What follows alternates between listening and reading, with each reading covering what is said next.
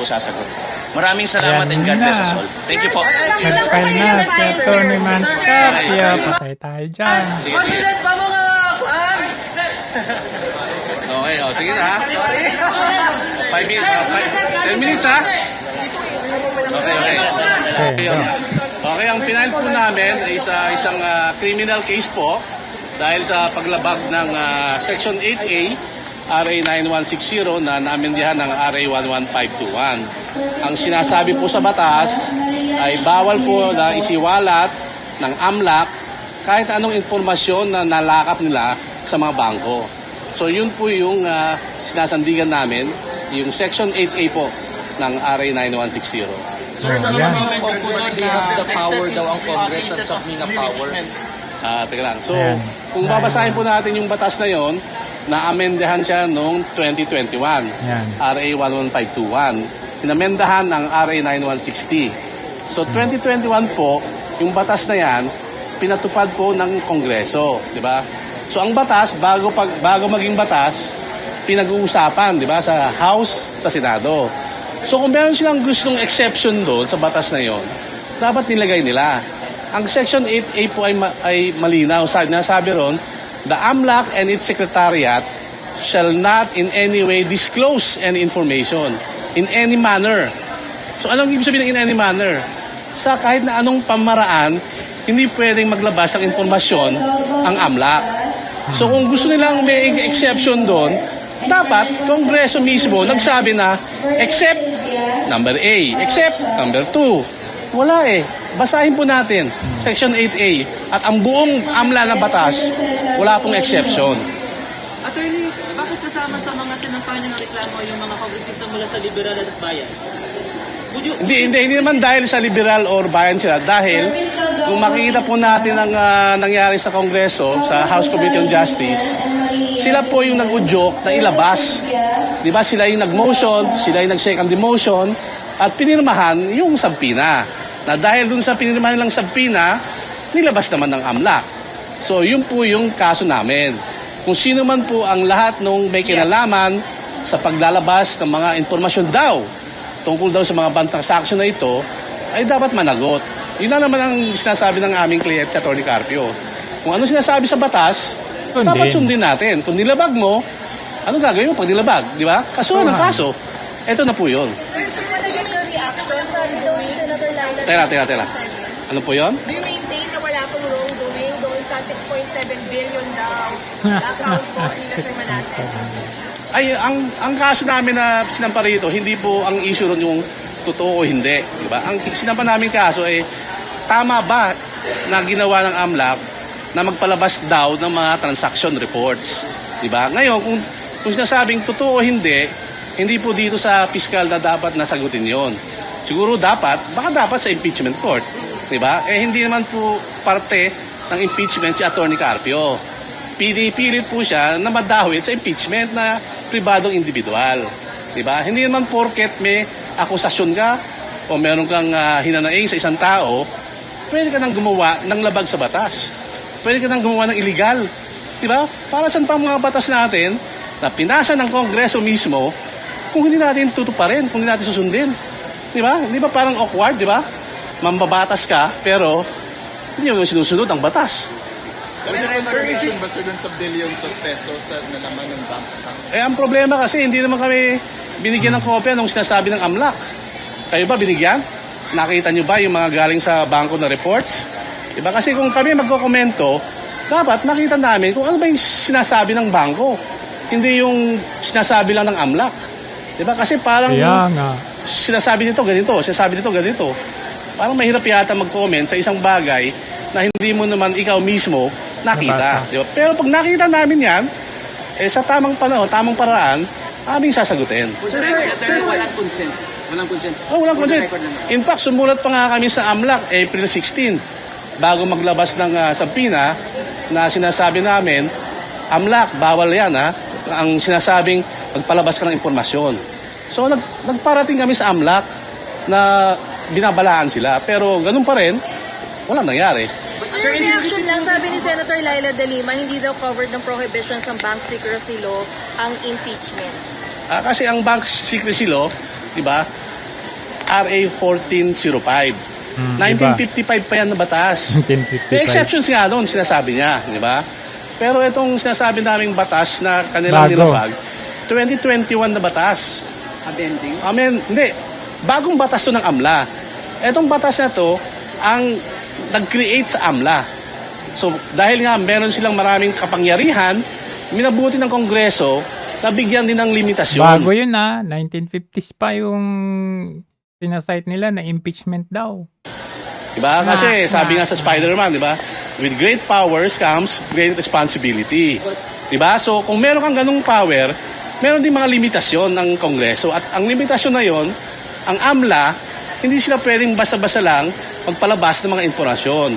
So, in any manner nga basahin yung Section 8A. So sir, kahit mag-proceed ito sa Senado na tatayong impeachment court, you're saying na hindi rin to allowed na ilabas yung mga bank transactions and bank records ng Vice at ni Sir Carpio? Hindi, ang sinasabi namin, yung AMLA, bawal maglabas ang AMLA ng kahit anong impormasyon. Ngayon, kung gusto lang usisain yung mga bank reports, bank information, meron namang paraan sa batas. Diba? Yan, Pero ang kaso sinasabi sila namin, yung money AMLA laundering. mismo, hindi pwede maglabas ng kahit anumang impormasyon na nakuha nila galing sa mga bangko. Ngayon, nasa batas naman kung paano legal na paraan para kumuha ng bank information. Nasa batas din naman yon. Pero ang sinasabi lang namin, AMLA mismo, ang Kongreso mismo nagsasabi, bawal ka AMLA. Bawal ka maglabas ng kahit anong impormasyon. Sir, is it correct po, hindi po tayo maglalabas din ng yung AMLA report sa Senate na sa impeachment court? Hindi naman kami pwede maglabas Kasi ang AMLA, siya ang dapat na maglabas ng impormasyon. Diba? Ang AMLA kasi, kung titignan yung batas, ang AMLA ay ginawa para sa money laundering. Diba? Para siya mag-imbestiga Tama. ng mga money laundering acts. Ngayon, hindi mo po So, pwede kasuhan mo muna ng money gawin laundering. na wala ka namang money laundering na fina-file, tapos magsisiwalat ka ng mga impormasyon. Yun ang pinapahintulot na ayaw ng batas. Na sinasabi ng batas, bawal yan, pwede kang makulong 8 years. Okay? Kaya, kung susundin natin ng batas, wala sanang problema. Wala sana to Diba? Kumuha sila ng bank inquiry order. Nasa batas naman yan, pwede sila mag-apply sa CA. Diba? Kung sundin natin ang batas, wala namang maagrabyado.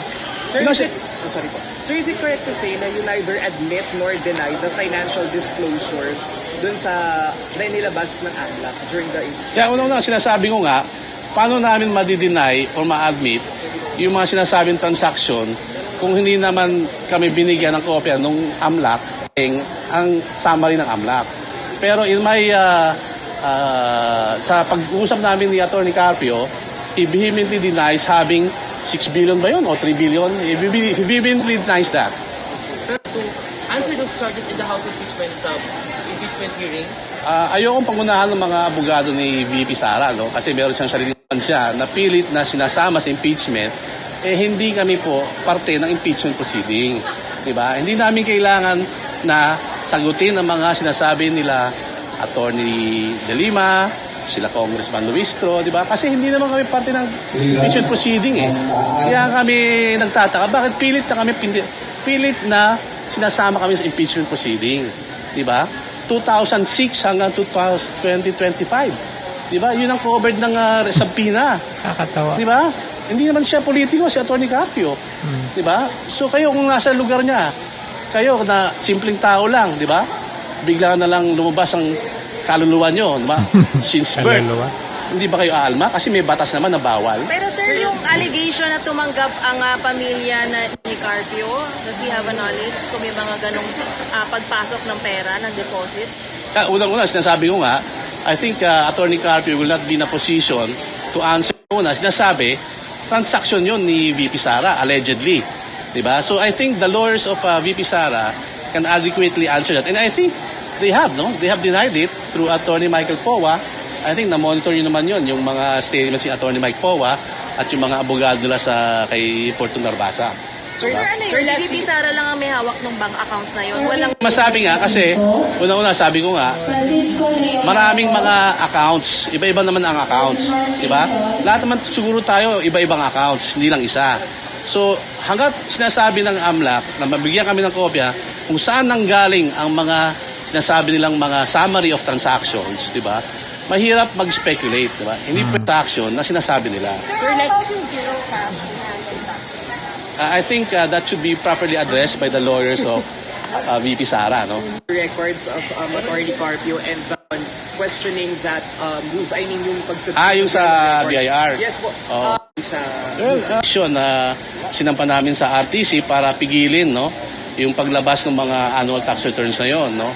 At ang nangyari na monitor din namin na sinelyuhan naman, no, ng BIR commissioner. Ngayon, kung alam mo na may kaso, di ba? At alam na nila na may kaso, judicial courtesy yan, di ba? Alam mo na magdidesisyon ng korte, bakit mo pangungunahan? Di ba? Nasa sa kanila yun kung anong gagawin nila. But may initial resolution ng TRO, denying ang TRO dahil nga daw moot, di ba? Pero sabi namin, nag-motion for reconsideration kami kasi hindi pwedeng moot kasi nga sinelyuhan naman ang House Committee on Justice ang tax returns. lawmakers decide to open the box sa Wednesday, is this another para opportunity for the buksan nila yung May kaso na yan, we'll just inform the court na itong ginawa nila and then let the court decide if whether or not that act is constitutive of contempt or not, no? Sir, sinabi po ni Congressman Joel Suman na yung ginagawa po nilang hearings, including sa pagbukas ng mga salin and bank records ng Vice President and her family, ay hindi po siya fishing expedition. Do you still maintain, or does your camp still maintain, that what the House is doing is already, it can be considered as a fishing expedition or not?